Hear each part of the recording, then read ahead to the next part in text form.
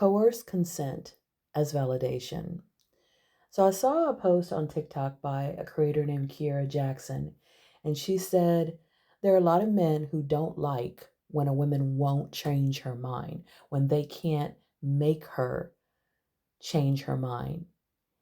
And she mentioned how some men who don't want kids will start to date a woman who doesn't want kids. And this was a point of compatibility for them. But then later, when they find out that this woman has had a hysterectomy and she can't have kids, they're angry because in the back of their mind, and they've even said this to the women that they're dating, they thought if he ever changed his mind, he would be able to, pull up the whole biological clock thing, legacy thing, show a regret, not being a mother, basically guilt trip and manipulate her into motherhood, coerced consent.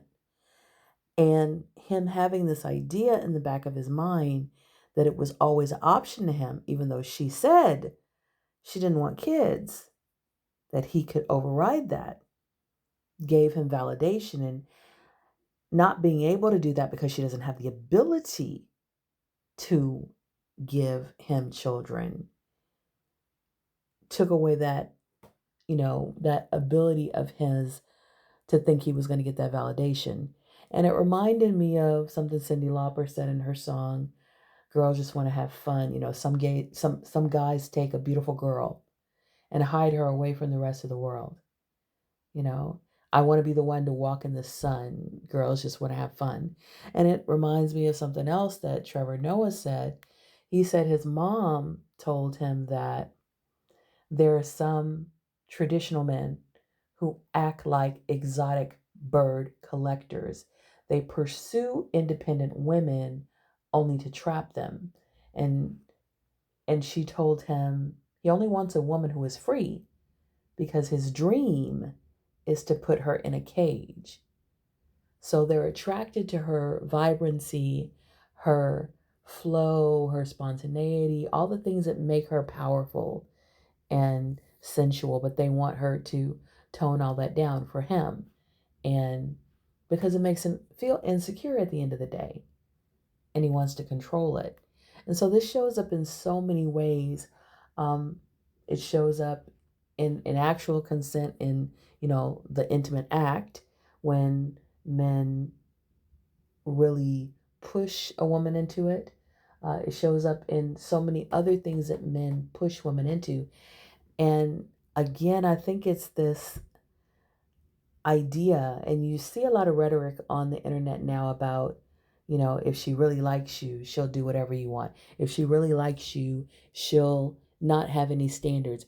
Women make rules for the men that they don't like, and they break rules for the men that they do like.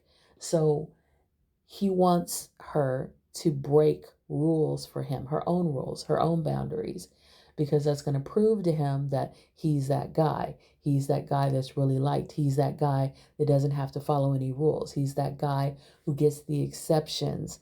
He's the guy in control. She's not in control. He's not having to follow her stipulations or guidelines or desires. He's getting to do whatever he wants because he's the man and he wants to do it. And I think that it's kind of a microwave way to validation because there are a lot healthier ways to get validated when you set a goal for yourself and you accomplish that goal, when you keep your word, when you have standards for yourself, and you may even have to work to meet those standards, but you finally meet those standards and you become a person that lives by those standards and you change your habits. You get rid of bad habits, you develop discipline. There are so many ways to validate yourself. But see, the difference between those positive ways and these negative ways is those positive ways take time, take effort, take discipline, take sacrifice. And controlling another person doesn't take any of that. It just takes, your goal and pursuing that goal till you finish it. But if you're willing to manipulate and lie and, guilt trip and harass and harangue and nag and threaten and use force at whatever level, you'll probably get it quickly if that person stays with you. A lot quicker than having to actually change and grow and develop yourself. So it's kind of a shortcut to validation. And also, I think because there are a lot of men who don't really have a good definition of manhood, patriarchy doesn't really give good definitions of masculinity or manhood. Um, One of the poor definitions it gives is leading women, controlling women, being the boss of women, being superior to women, and that ties in to all these things that we're talking about when a woman is, quote, submitting to you, you know, that can cause an ego boost, that can cause a dopamine hit. It's sad, but it's true. So I'd love to know your thoughts on this. Please check out my podcast, Zenurgy, Zennurgy. Please check out my 5 books on Amazon. I am Zenashe, Zenase. May you walk in Zenergy.